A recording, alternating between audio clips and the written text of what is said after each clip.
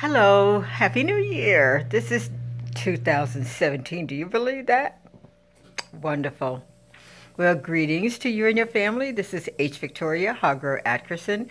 I'm an author and a writer. And ready to have some more fun together, huh? Let's do it. I had a number of questions from people who have watched my videos.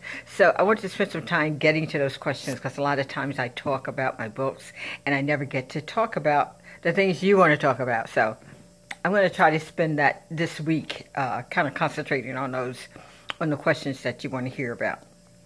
So one of the first ones I got was, this person wants to know if I use outlines whenever I write my stories. And the answer to that question is sometimes I do. I have used outlines intermittently. I don't always use them because one of the adventures of writing for me is that I get a chance to let the story evolve as I write. And it's like, I feel like I'm in the middle of a detective story where I'm trying to find out what's going to happen in the end. So I write and discover what happens to these characters. I do a lot of character studies. I do an intense character study about who I'm writing about, and then I let them lead me where they want to go. So I do use outlines, and I recommend them, especially to people who are just beginning to write. It's a wonderful tool because it's like a map. It tells you where you start and where you're going to end up. So if you know that in the beginning, it's much easier. And sometimes it's good to use that tool intensely because especially if it's the first time that you're doing this, it's really important and it's a good thing to fall back on. When the story kind of lulls and kind of seems to get dragged, you can refer back to your outline and then get back on the main topic. And then the most important thing you must do is keep your enthusiasm up for the storyline. That is really important. That's really critical. So we have another question here. They want to know, how long does it take to write a book? I've been asked this many times, and it takes as long as it takes, really. I've written stories in back to front. The first draft I'm talking about, the first draft, I've written one in, say, 2 weeks, because when you're on a mission, and that's what I consider writing to be, it's a mission. And when you're writing it, I write it and I drench myself in the story. So what I do, I go to my computer, I write, I sleep, I write, I sleep, and it's, I get the whole thing done.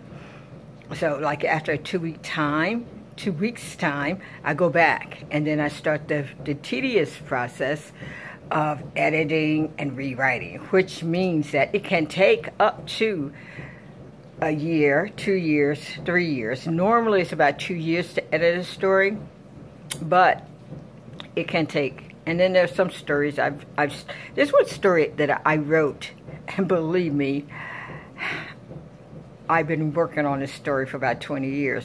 I don't think I'll ever finish it because I lost my enthusiasm for it. But when I go back to it, I have to get all excited about it again. So it depends on where you want to go. I have so many other things I want to write about. To go back to that story is like, that can wait, that can wait. This one is more important. So it depends on you and your attitude and what interests you at the time. So it takes as long as it takes. And I wouldn't worry about the time frame, especially when you are just beginning to write. Don't worry about it. Just experience it.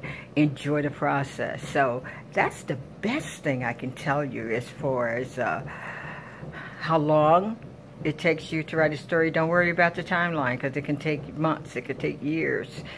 But just continue to write. And I write on different stories at different times. They're all in different stages.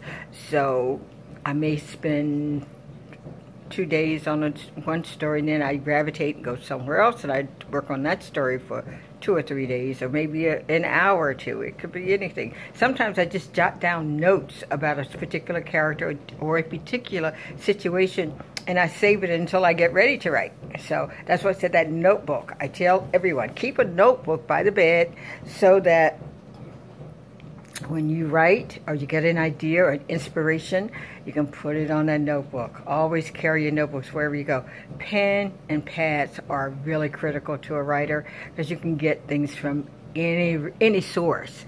And that includes billboards. Sometimes you get a vision of something that you see out in the public eye, or you're on a subway and you see a sign. That's often happens, like a phrase, particularly listening to people speak. You'll be surprised what you pick up. And just be aware and be open. And I think the most important thing you have to think about when you're writing is to be a sponge. You want to listen. Listen to the sounds around you. Listen to people speaking, because those things are going to make your writing more prolific. So be sure to take all of that in. When you go out, don't just walk around the mall. Listen to the sounds. Listen to the people. Watch them as they move around. There's so much you can absorb from that experience. So being a writer is a full-time job, and it's a 24-hour job. So get busy, do that. Now, I want to remind you, my books can be found on Amazon.com, Barnes & Nobles, and on Kindle. So be sure to look that up and give me a play, okay? Be sure that you take care of your loved ones, love someone special, and love to you. God bless.